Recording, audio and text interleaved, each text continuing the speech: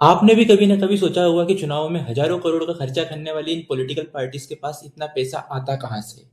Rallies, helicopters, बड़े बड़े poster, TV पर non stop ad, social media पर करोड़ों रुपए का कैंपेन और ग्राउंड लेवल पर लाखों वर्कर। ये सब सिर्फ आइडियोलॉजी से तो चलते नहीं होंगे, ये सब पैसों से चलते हैं। रिपोर्ट्स के मुताबिक 2024 के आम चुनाव में लगभग 1 लाख करोड़ रुपए का खर्च हुआ था। सवाल यह है कि एक ऐसी नौकरी जिसकी सैलरी महीने की कुछ लाख है, उसे पाने के लिए लाखों रुपए क्यों बहाए जा रहे हैं। तो सवाल सिंपल है, इंडिया की पॉलिटिकल पार्टीज को आखिर इतना पैसा मिलता कहाँ से? आइए समझते हैं। इंडिया में पॉलिटिकल फंडिंग को ब्रॉडली 4 मेजर सोर्स में डिवाइड किया जा सकता है।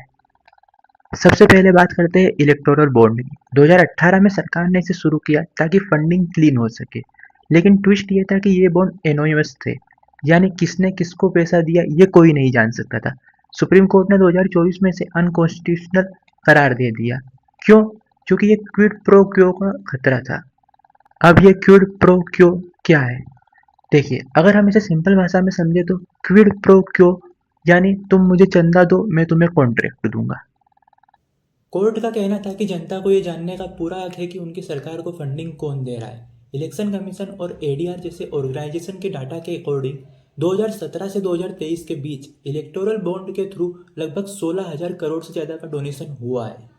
Second point, the corporate giant connection. देखिए, ADR association for democratic reforms की रिपोर्ट कहती है कि पॉलिटिकल पार्टी को मिलने वाले कुल चंदे का एक बड़ा हिस्सा कॉरपोरेट घरानों से आता है। इंडिया में इलेक्टोरल ट्रस्ट बनाए गए हैं, जैसे प्रूडेंट या प्रोग्रेसिव ट्रस्ट। ये ट्रस्ट बड़ी कंपनी से पैसा इकट्ठा करते हैं और फिर अलग अलग पार्टी को देते हैं। ये सिस्टम पूरी तरह लीगल है, लेकिन सवाल वही है, क्या कोई कंपनी बिना किसी फायदे के हजारों करोड़ रुपए देगी? क्रिटिक्स का कहना है कि इतनी बड़ी फंडिंग के बदले में कंपनीज फ्यूचर पॉलिसीज या टेंडर से फ़ायदा एक्सपेक्ट करती होंगी, लेकिन इस पर अलग अलग राय है। Point number 3, unknown source and the 20,000 loop hole. असली खेल तो यहाँ से शुरू होता है। पॉलिटिकल फंडिंग का एक बड़ा हिस्सा आज भी अननोन सोर्सेज से आता है। कानून के मुताबिक अगर कोई 20,000 रुपये से कम का चंदा देता है तो पार्टी का उसको सोर्स बताना जरूरी नहीं है। एक्सपर्ट्स का मानना है कि इस लूप होल का मिसयूज हो सकता है, जहां बड़े डोनेशन छोटे टुकड़ों में दिखाए जाते हैं। क्या नए भारतीय न्याय संहिता में इस पर लगाम लगाई जाएगी? यह एक बड़ा सवाल है, क्योंकि जब तक सोर्सेस ट्रांसपेरेंट नहीं होंगे तब तक इलीगल या अनअकाउंटेड मनी पर पूरी तरह से लगाम लगाना मुश्किल है। पॉइंट नंबर 4, क्या गवर्नमेंट पार्टी इसको पैसा देती है? देखिए, इंडिया में direct state funding of election नहीं होती है। मतलब गवर्नमेंट डायरेक्टली पार्टी को पैसा नहीं देती है, इसलिए पार्टीज को अपने फंड्स खुद अरेंज करने पड़ते हैं। कई देशों में स्टेट फंडिंग होती है, यानी सरकार खुद चुनाव का खर्चा देती है ताकि कॉरपोरेट इंटरफेरेंस को खत्म किया जा सके। क्या भारत को भी इस रास्ते पर चलना चाहिए? अब एक सवाल आपसे है, अगर कोई पार्टी को हजारों करोड़ रुपए मिलते हैं तो क्या वो सिर्फ वोटर्स की सुनेगी या उन लोगों की जिन्होंने उसे फंडिंग दी?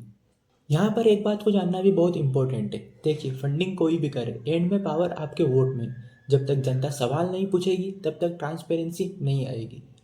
आप इसके बारे में क्या सोचते हैं? क्या फंडिंग 100% पब्लिक होनी चाहिए?